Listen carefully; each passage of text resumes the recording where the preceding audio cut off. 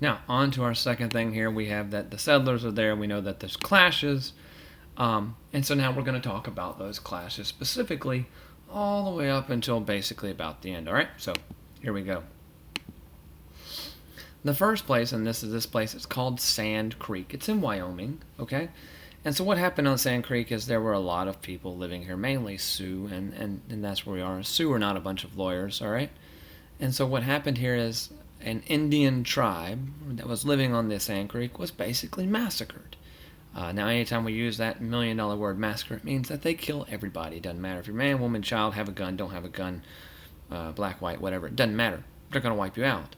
And so that's what happened. Now, the man behind the Sand Creek Massacre was this man. His name was General S.R. Curtis, all right? And S.R. Curtis basically said, I want no peace until the Indians suffer more. And so that basically shows you how S.R. Curtis thought, right?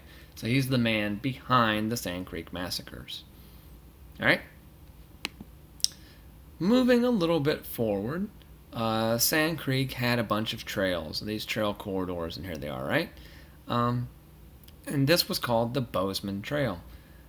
The Bozeman Trail basically led us to an area that was called the Black Hills, and the Black Hills had a ton of gold, all right? The problem is the Bozeman Trail was sacred hunting grounds because these Great Plains Indians relied very heavily on the buffalo. And in fact, when the buffalo are kicked away, they will have nothing, and they have to kind of go with these things. Now, there's a ton of museums, there's a ton of battlefields on this thing here. And so we're going to talk basically how the Bozeman Trail worked. And so as they went along these different places, right, they basically forced the people out, and then they started selling the lands, correct? Now, I like to give it an example of we have the good cop, bad cop going on here with the Indians, right? So first, the good cop, right? The good cop's name was Red Cloud. Red Cloud actually wrote a petition to the U.S. government and said, please stop settling on our lands on the Bozeman Trail. It's sacred for us. Please have respect. And the United States government saw him as an outlaw, as a critic. And so they will send a man, Captain William J. Fetterman, to go and capture Red Cloud and to bring him back. Now, when this goes south, here comes the bad cop.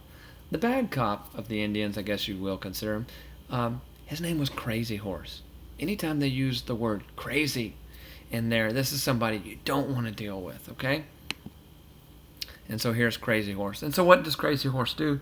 Crazy Horse and his men will ambush and kill all of Captain Fetterman's men.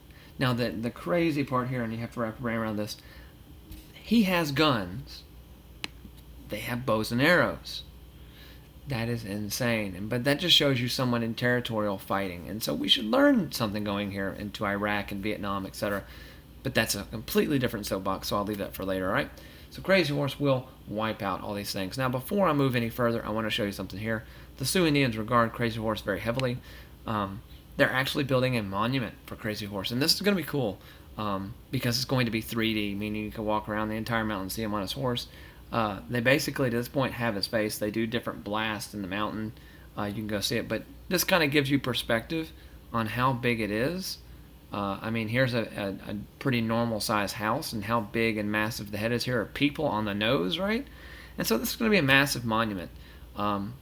It's going to take however long time because, as I said, Crazy Horse did kill a U.S. Army unit, and so he's seen as a villain in U.S. history. And so the Sioux tribes and different tribes that are around there are the ones funding this.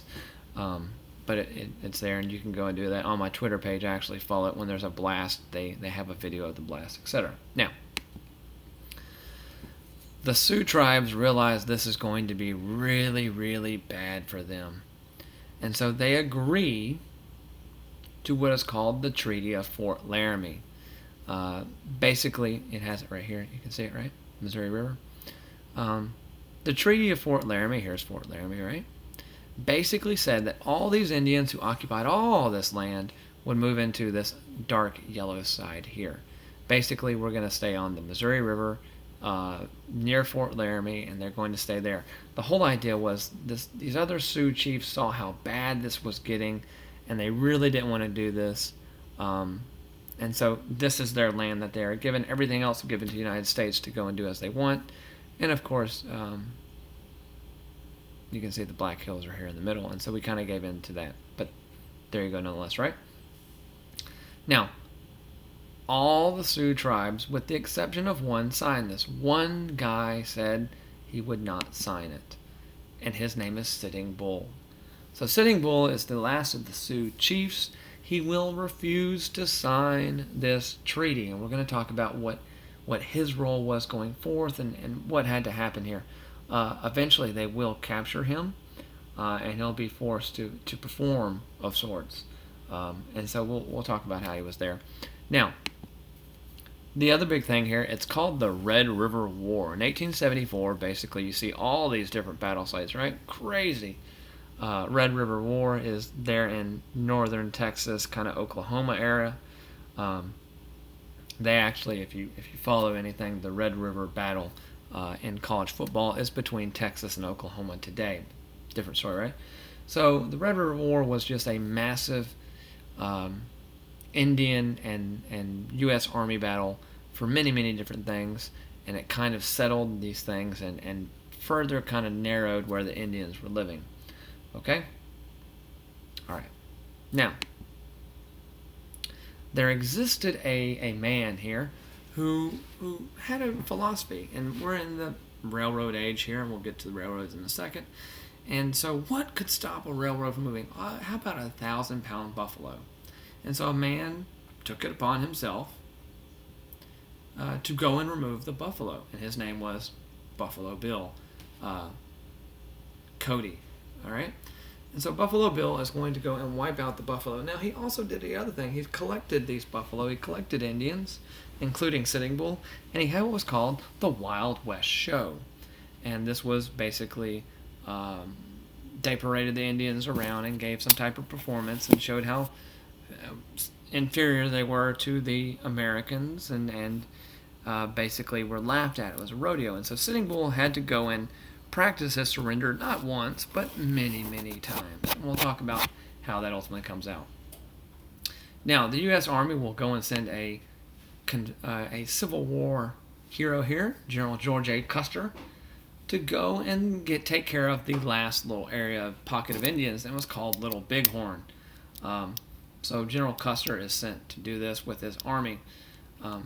Now, the battle he goes to is called Little Bighorn. Here we have it, right? And so at Little Bighorn, he actually experiences Indians who have guns. Yes. And so what happens here, it's called Custer's Last Stand. Basically, him and his entire unit are again wiped out at Little Bighorn, hence Custer's Last Stand. And so that's where we'll leave it at that. We'll come back to it and talk about the last Indian battle here in a second, as well as some people who are going to try to reform this. All right?